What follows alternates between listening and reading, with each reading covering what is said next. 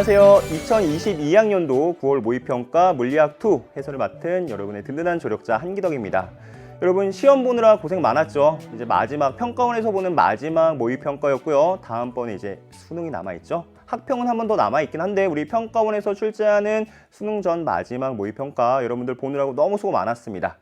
일단 문제 해설에 앞서서 여러분들한테 전체적인 안내를 먼저 하고 강의를 듣도록 시작할게요.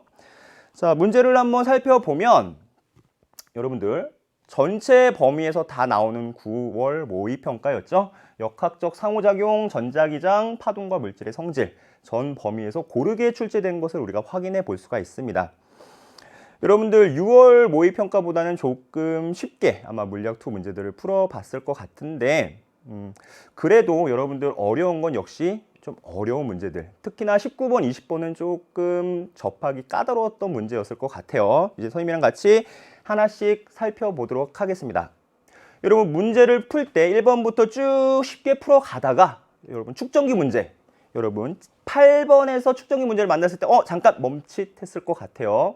생각보다 까다롭게 그 문제 축전기를 바꾸고 전이차가 주어진 상황에서 어떻게 문제를 접하고 풀어야 될지에 대한 생각을 할 수 있었어야 됐고 그 다음부터는 또 쉽게 쭉 풀어가다가 여러분들 15번에서 합성전기장 나오는 파트에서 약간 여러분들이 헷갈리기 쉬운 부분이 있었을 겁니다. 합성하는 과정에서의 그런 부분 선생님이 이제 문제 풀이할 때 짚어줄 거고요. 그 다음에 또 풀어가다가 마지막 장에서 17, 18, 19, 20번 문제 17번 문제는 전자기 유도 패러데이 법칙에서 여러분들 돌아가는 상황 쉽게 할 수 있었을 것 같고 그 다음 힘의 평형, 돌림 힘의 평형을 얘기하는 거는 조금 더 쉬웠을 거예요.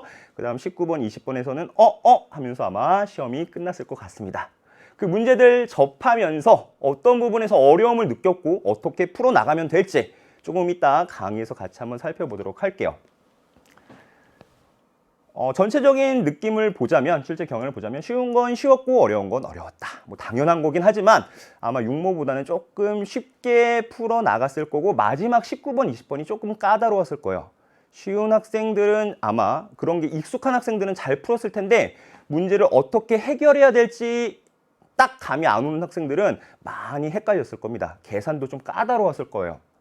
잘 풀렸으면 숫자가 딱딱딱 나왔겠지만 여러분 방향이 살짝만 틀어지면 복잡한 숫자가 나오게끔 되어 있었어요. 그래서 계산이 복잡하진 않았었는데 실수하면 좀 복잡해지고 꼬여가기 시작했을 겁니다. 문제를 통해서 선생님이랑 어떤 부분에 유의해야 되는지 같이 살펴볼 거고요. 그 다음 문제는 이해 가는데 못 풀겠다 이런 학생들도 좀 있었을 것 같아요.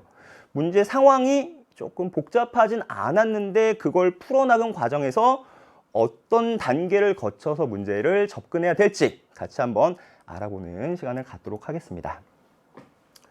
여러분들 크게 네 문제를 선생님이 주의 깊게 보면 좋을 것 같아요. 8번 축전기 연결. 여기서 B의 전이차가 가, 나 과정에서 바뀌어 있었고요. AC를 바꾸면서 B에 걸리는 전이차가 달라졌습니다.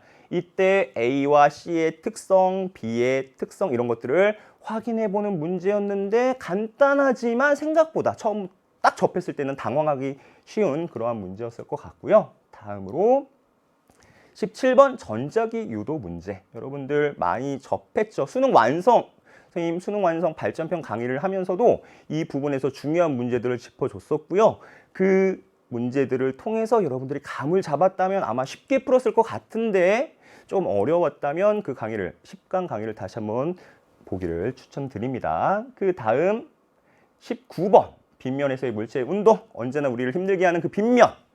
가속도가 일정한 상황에서 물체의 VT 그래프 A뿐만 아니라 B까지 주어졌는데 조금 있다가 내려보냈대요. 막 이런 복잡한 상황을 어떻게 해결하면 좋을지 모르는 조건을 찾아야 되는지 말아야 되는지 이런 애매한 상황이 있었습니다. 그런 부분에 대한 직관이 있었다면 쉽게 풀었을 텐데 그렇지 않다면 조금 까다로웠을 19번 문제였고요. 다음 20번 등가속도 직선운동 문제. 여러분들 많이 풀어봤겠지만 VT 그래프 잘 그리고 주어진 조건으로 하나씩 찾아 나가면 됐는데 말이 쉽지 사실 풀기는 좀 어려워요. 그렇죠? 그것들 이제 쌤이랑 같이 한번 꼼꼼하게 풀어보도록 하겠습니다. 자, 여러분들 이제 수능 얼마 남지 않았습니다. 전체적으로 조금은 쉬웠지만 우리 수능에서는 아마 비슷한 난이도로 수능이 출제될 것 같기는 하지만 그래도 어떻게 변형될지 모르고 그 수능에 앞서서 여러분들이 해야 될 가장 첫 번째는 자신감을 갖는 거예요. 이번 9월 모평에서 여러분들 시험을 잘 봤다. 그 학생도 당연히 열심히 공부해왔던 게 있을 테니까 수능도 당연히 잘 볼 수 있을 겁니다. 만약에 내가 이번에는 조금 못 봤다라는 학생들은 개의치 마세요. 이거는 수능이 아니라 9월 모의평가였습니다. 여러분들 수능은 이 문제랑 똑같이 안 나오겠죠?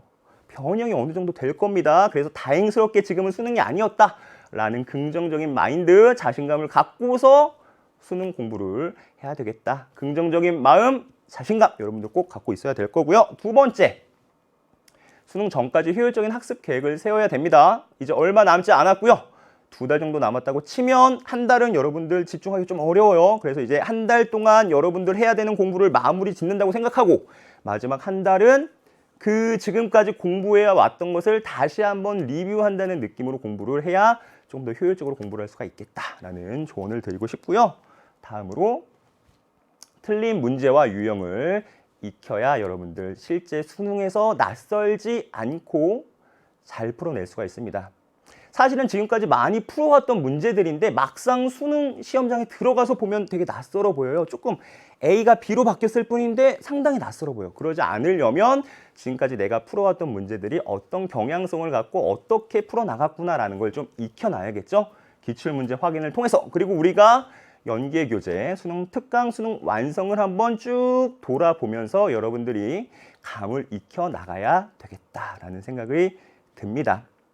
그리고 이번 9월 모의평가에서는 탐구 문제가 무려 3문항이 있었죠. 그래서 여러분들 그런 부분에서도 조금 유의해서 어떤 부분에서 좀 나올 수 있을까 같이 고민하면서 기출문제, 내가 풀었던 거, 틀렸던 거, 그 다음에 연계교재까지 여러분들 쭉 리뷰해서 수능 공부를 마무리 짓고 잘 보기를 응원합니다. 여러분들 바로 이제 이어서 9월 모의평가 문제 같이 쌤이랑 공부해 보도록 할게요. 조금 이따 만나겠습니다.